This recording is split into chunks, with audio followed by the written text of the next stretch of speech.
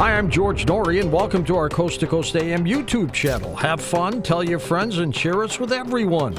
You can also find us on Facebook, Twitter, Instagram, TikTok, and Coast to Coast AM's mobile app. And always remember to log on to our website at coasttocoastam.com for daily articles, the best paranormal information, and all you need to know about your favorite guests. And now you can become a Coast Insider directly through the Coast mobile app. We welcome our international listeners and even offer a free 2-week trial. So don't delay. Become an insider today. And welcome back to Coast. George Norrie with you. Fiona Broom is an author, researcher, studying topics related to ghosts, fairies, alternative history, also known as the Mandela effect. She has written or contributed to more than a dozen best-selling books, has been a consultant for paranormal TV shows, as well as starring in them. Fiona is the founder of one of the Internet's oldest ghost-related websites called the hollowhill.com, and she is also somewhat semi-retired, but I'm not so sure you are, Fiona. Welcome to the program. Thank you so much. And yes, I keep saying I'm semi-retired, and then something else pops up that fascinates me, and I'm full bore working on whatever it is. I have been wanting to get you on this program for so many months now to talk about the Mandela effect. I'm really looking forward to this. But tell us a little bit more about yourself. How'd you get interested in all this? Well, I think that it probably started in childhood when I was really fascinated by ghosts, and I think a lot of kids are. And as I grew up, that interest, it waxed and waned. And then when the Internet came along, I had an opportunity to start talking to other people about ghosts. It was just a hobby, but one thing led to another, and because I was so early on the Internet talking about ghost hunting at hollowhill.com, I was invited to Dragon Con as a speaker, and so I was there for several years, and one of those years in the green room, we started talking about just crazy stuff that we'd heard, and then Shadow, the security manager for Dragon Con that year, said, "Oh yeah, this reminds me of people who have heard that Nelson Mandela died back in the 20th century," and that got my attention, because I had that memory, but I had never told anybody about it.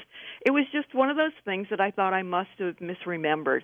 I just couldn't find a reason to explain why I had misremembered it. So I put up the website. This was probably very, very late 2009, and it was just on Blogger or something. And a few people responded. So I created MandelaEffect.com, and it had its own hosting. And that's when the stories started coming in. And they amazed me because it wasn't just Nelson Mandela. It was a whole lot of other stuff. I remember, and I guess I could put the actor Jack Palance, who is dead now, in that category. I would get calls from people who would say that he had died, and he was still very much alive. And you know, I kept checking, and I'm going, no, he's alive. Wiki says he's alive. I just saw him on this show. He's alive now. He's since passed on. But what is causing all this? And we'll get into your definition in a second. But is this a quirk in people's brains? What's going on with people? Well, I don't think there's a one-size-fits-all answer to that.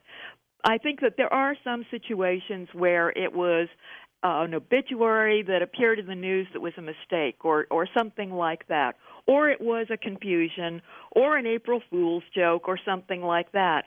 But the majority of these stories that people come to me with, I have no idea where it's coming from. We can speculate about parallel realities and time travel and other things, but really it is because it's so baffling that I think people are fascinated with this. They want an answer, and we just don't have one. Coin us a definition for the Mandela effect, your definition. Oh, that's a tough one. It is.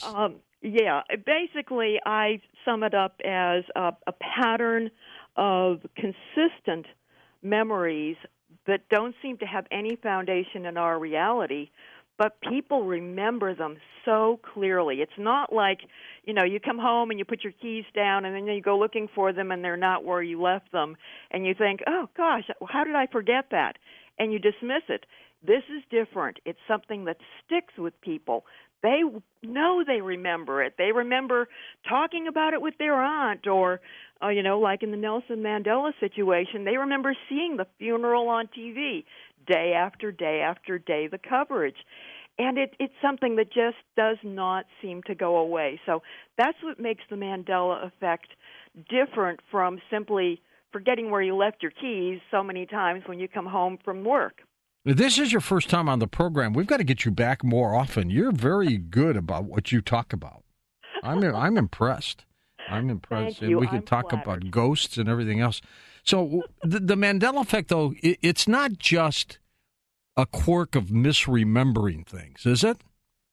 No, and that's the thing that seems to confuse people who don't have this kind of memory that doesn't fit with our reality. They do think that it's misremembering. And the thing is, the majority of people who I talk with online and in real life, they didn't just casually bring up this subject and start talking about it. It's something that they have researched thoroughly. They want to understand what makes it so that they don't remember what happened in this reality. They have this other thing in their memories, and they look for, well, did I mix this up with some other news story? Or, did my friend who told me about it, was she wrong about it? They go looking for this kind of thing. So it is a little bit different from just some weird thing in your brain. The other thing that makes it so it's not just some weird thing in your brain is that the stories are consistent. And this is across people who have never met. I have a spot on MandelaEffect.com where for a while I collected hundreds of stories that people didn't want to have public because they didn't want it to be a situation where somebody read their story and glommed onto it and then said, oh, yeah, that's my memory, too. They wanted to be really sure if anybody else came up with a story that they hadn't just copied it. And so I saw these stories that weren't reported and then saw them confirmed by other people with just excruciating details that matched, and there just wasn't another explanation for it. Truly remarkable. Now, do you always, when they do this, are they always wrong about the event, or is it sometimes just misplaced or thought of in a different way? In some cases, people do seem to have these conversations online, or we talk about it in real life, and they suddenly realize, oh, yeah, C-3PO did have a silver leg. It comes to them just out of the blue, and they realize where they got things mixed up. But that is relatively rare.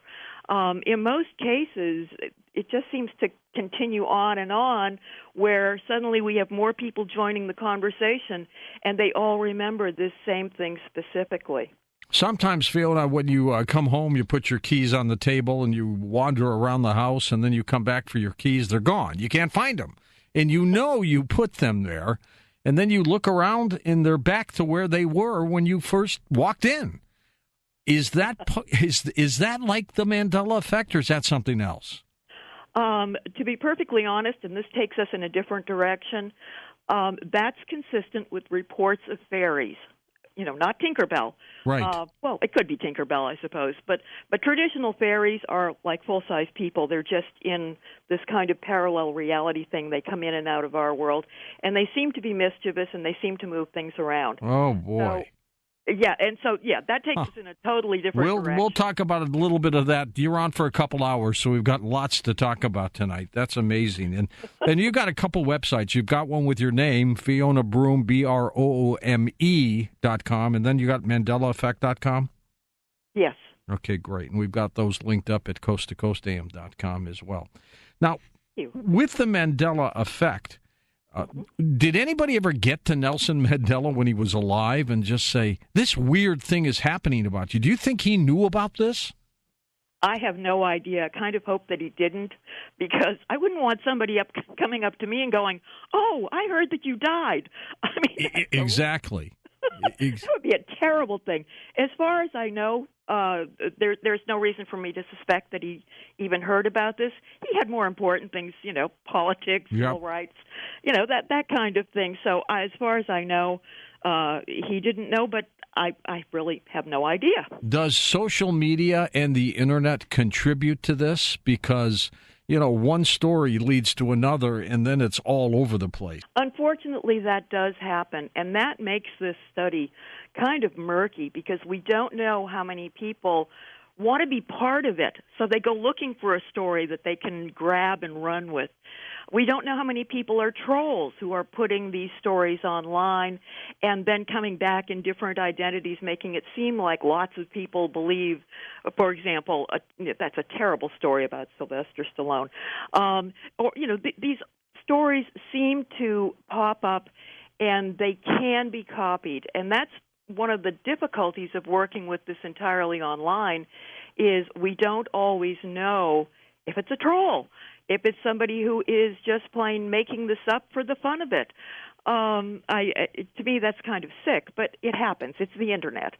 I do carefully check the IP numbers of people who comment and who email me sometimes to see if I can track their IP number back to something where they're pretending to be somebody that they're not, or they're pretending to be multiple people. I really tried to do that with Mandela Effect comments when it was open to anybody who wanted to leave a comment, because I began to be aware that some people weren't playing this straight. They were having fun, I guess. To them it was fun, but to those of us who have these memories, it's serious, and I'm very protective of my readers.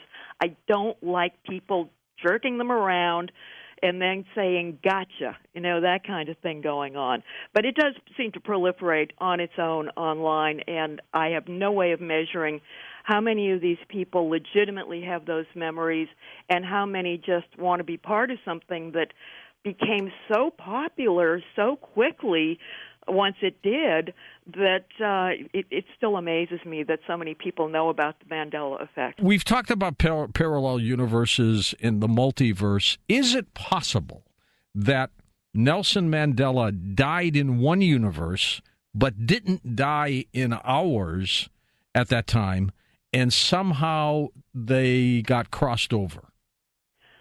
That's one of my leading theories. I like that one the best, that we have the multiverse, that there are perhaps infinite universes, and in some of them, Nelson Mandela died back in the 80s. Maybe he died in the 90s. Maybe he's still alive in some of them. Mm-hmm. And we have this bleed-through of reality. I don't know exactly how it happens. Dr. Fred Allen Wolf is somebody who talks about this kind of thing a lot more effectively than I can. But yes, parallel realities is one of my favorite theories in these terms. I also apply it to ghost hunting and possibly to the fairy studies. It's something that works on many levels for me, so I like that one. I also consider time travel, that somebody has zoomed forward without realizing it to another time period where, say, Sylvester Stallone did die, and then zip, they're back here again, and they've got that memory, but they don't realize because the shift from one time period to another was so rapid, or from one parallel reality to the other was so rapid, they didn't understand that anything had happened. Well, that's possible too, and it's bizarre how all these are happening. Now, where does deja vu fit into this? Because that too is a bizarre formula. Because how many people have really felt that they've been here before, they know what's going to happen, they know that this person's going to say something, and they do? That is extraordinary because it's something that kind of overlaps with precognition, and we don't have the answers. I mean, I wish I did. I wish I could say, oh, yes, this is such and such, but I'm not able to do that. I do think that deja vu could be part of this in some cases, but because we're working with such vague concepts, we really can't say with certainty how much the overlap occurs, how this works in terms of mechanics. I would add also doppelgangers as another thing that could be part of this. And that's something where there was a lot of speculation in the 19th century whether there were parallel realities that were bleeding through to each other. And there's just a lot that goes back farther than just when the Mandela effect started being talked about online. This goes way back, at least into the 19th century. Is there a logical explanation for this, Fiona? Even though it may not be the actual explanation, is there something that happens every day in our lives and one would say, it's probably this? Well, of course, it could be just simple confusion. But that's an easy answer. But the thing is, the way people are about these particular memories, they just don't seem to let it go. It's not like something that they can just brush off and say, oh, yeah, I was confused. They seem to have a strong context. There's a lot to each memory, so they can't just push it to one side and say, oh, yeah, I just must have misheard something on the news.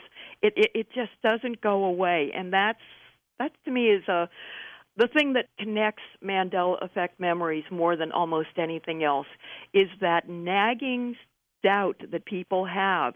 It just doesn't brush off like, oh, yeah, I'm always misplacing my keys, or, oh, yeah, I must have misheard that. It's just not that simple. Well, and what's even stranger, it's happening to so many people. You know, if just one person or another person felt this, you know, you could kick it off to the side and go, well, maybe there's just a quirk in that person's mind or memory or something.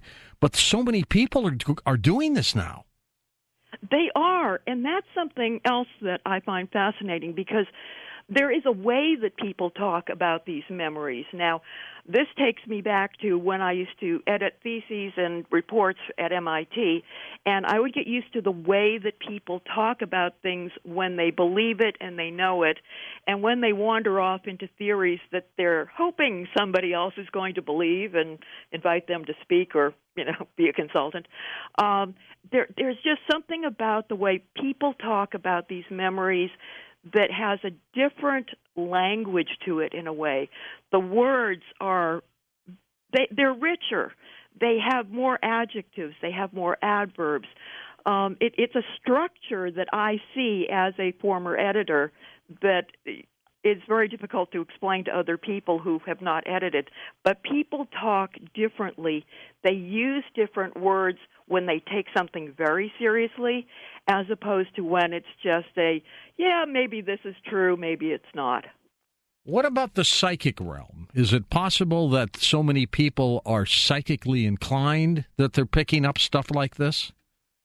I believe that's possible. I do believe that telepathy could be part of this, where one person experienced that event, or they, whatever the explanation is, parallel realities, something, they have this idea clearly in their mind, and other people are picking up on that. Now let's talk a little bit about fairies, Fiona. You sparked my interest when you said they may have contributed to stealing my car keys. Well, it is one of those things that people don't always realize are usually associated historically with fairies, is that they're pranksters, and they will move things around. They will hide things from you and then put them back, which is the even more frustrating thing. You look in a place 10 times and it's not there, and you keep looking around the house. You come back to that place that you looked at 10 times, and bingo, your keys are there, or whatever it was you misplaced. To me, that is classic. Goes back to 19th century or earlier descriptions of things that fairies do. Now, this is in the Celtic tradition, which is what I've studied most of. But the thing that really interested me about fairies is once I got into the studies, there's a book, I think it's called Encyclopedia of Fairies, Leprechauns, or something like that, by Carol Rose. She correlates the different kinds of fairies across cultures. And when I saw that there are things that are extraordinary about fairies that go from one culture, the red cap is an example. The red cap is in Northern Ireland. That's where one of the strong stories are coming. The strong stories are coming from, but we also have the red cap stories, very, very similar in the American Southwest among the native people. And then there's another version of it that I have heard from Maori cultures over by Australia and New Zealand. And so that made it so that fairies seemed a lot more credible to me. But like the word ghosts, I have this feeling that fairies might be a label that describes a kind of activity as much as a kind of entity. And since we're working with things that we can't really prove, the labels kind of blur sometimes. So if somebody tells me that a ghost is moving stuff around their house, I'll nod and agree, because quite often people who believe in ghosts, they don't necessarily believe in fairies and vice versa. So I just work with what they're telling me, but when they're telling me the keys got moved and then they got put back or something like that, yeah, I usually figure it's fairies. Well, I mean, there's no question it's happened. I mean, I'm not going nuts. These things have happened where I've put them. There's nobody in the house. I've put the keys down. I wander around. I come back for them, and they're gone. I can't find them. And I'm looking, and I'm, sometimes part of me thinks maybe it's in some kind of little portal, and they just slid in, and then they'll come back. And then I wander around, and then eventually, after looking around the whole house, there they are, right where I put them. I wonder how many people that's happened to. I expect it to happen to a lot, and the portal answer is just as good as anything else. But I have seen when people come to me and they think that it's a ghost and they're worried about it because things are moving around in their home, I usually tell them to tidy up. If you tidy, it seems like that kind of activity is reduced. There is another one that seems to work, and that is you put something iron in the area where things keep disappearing. There is this story that fairies don't like things made of iron. It may tie into the fact that fairy stories, as things that are real and taken seriously, they seem to fade away considerably around the Iron Age. So whether one has anything to do with the other, I don't know. But I do know if people take an iron nail and they leave it next to their computer, they seem to have fewer computer problems. Yeah, and, exactly. Yeah, it's just the weirdest thing. But, hey, the portal one works, too. I don't know. Does it happen primarily with keys or other things, too? Oh, other things, too. I've had that happen over and over again, and it's kind of a joke in my family where one of my kids will misplace something, and I'll say, just tidy up, it'll be fine. And they tidy, and then they go back to the area that is not where they were tidying, and bingo, the object is back again.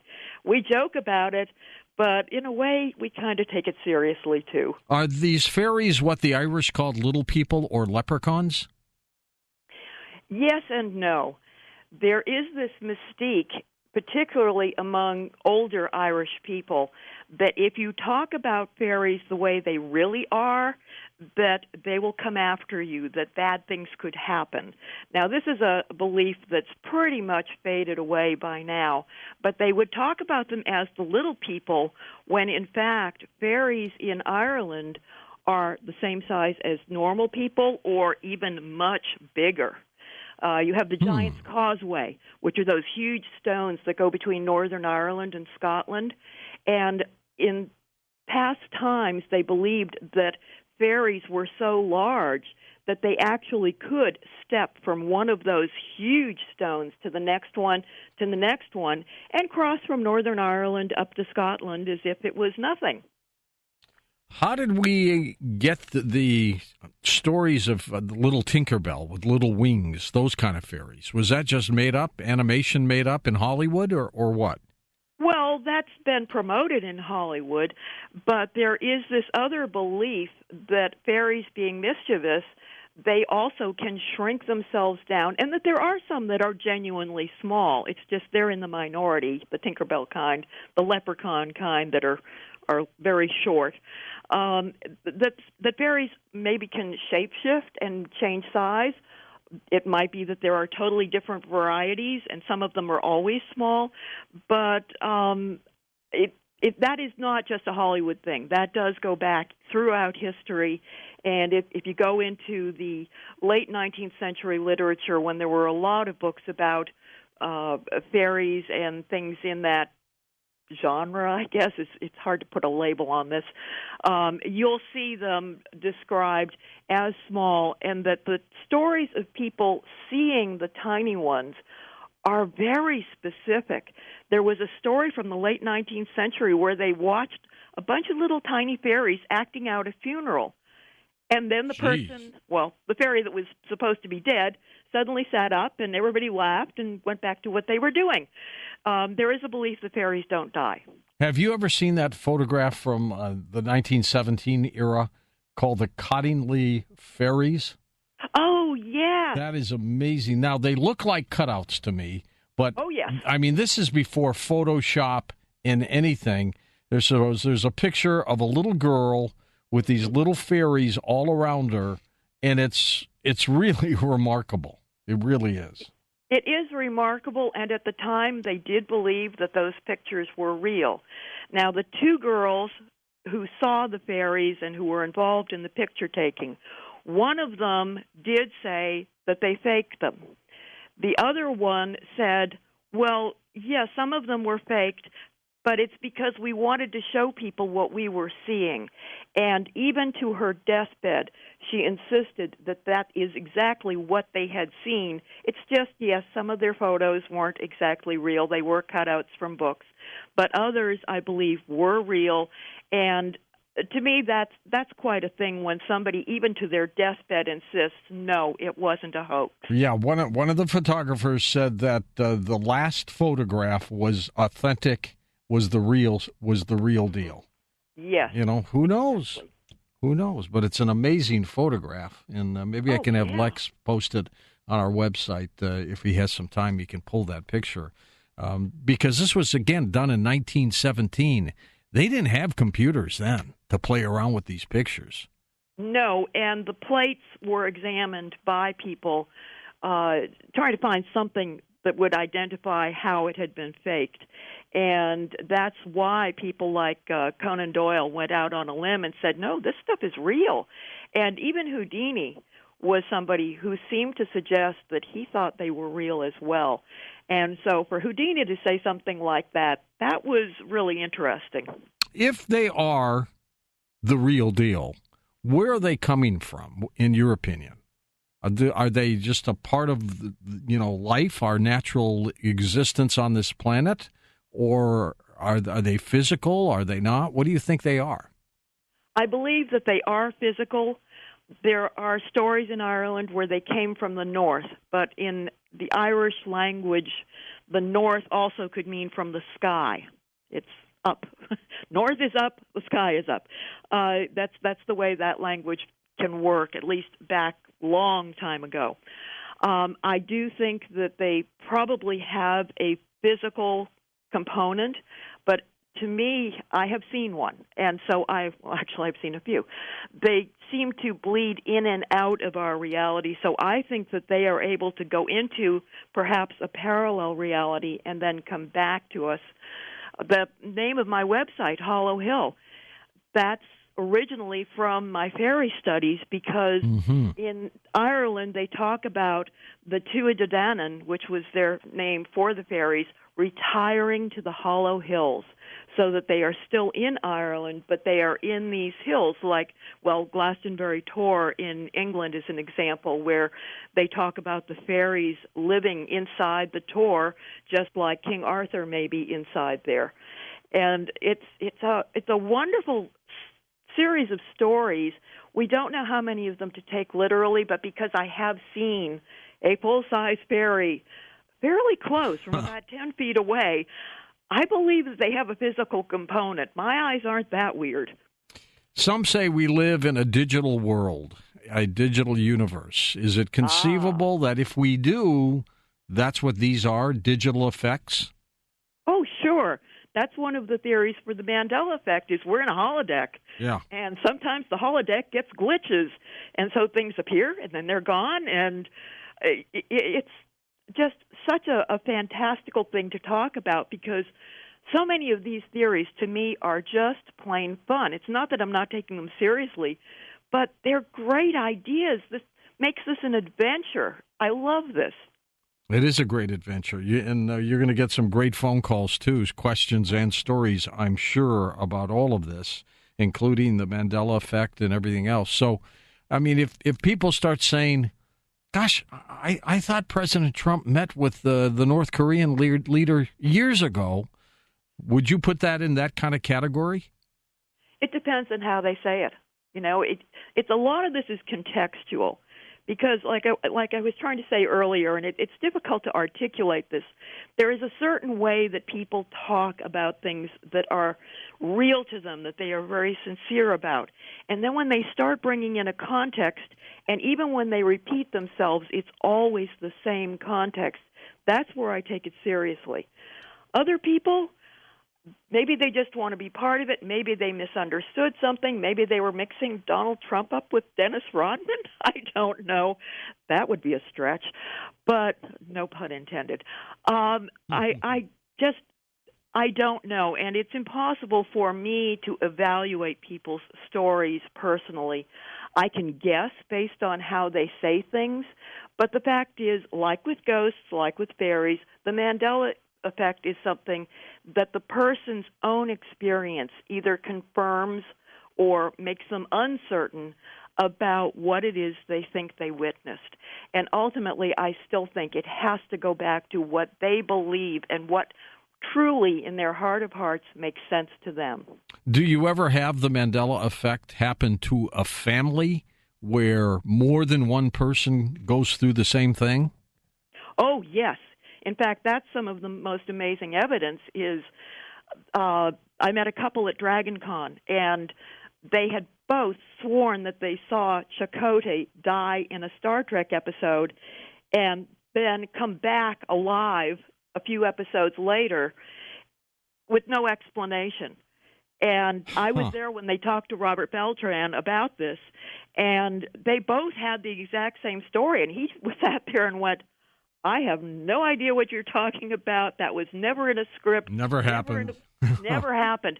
But yes, people do quite often go to their family members and say, do you remember such and such? And the family members will say, of course I remember that. And in fact, none of them are confirming something that happened in this reality. They're confirming something that they remember, but it didn't happen here.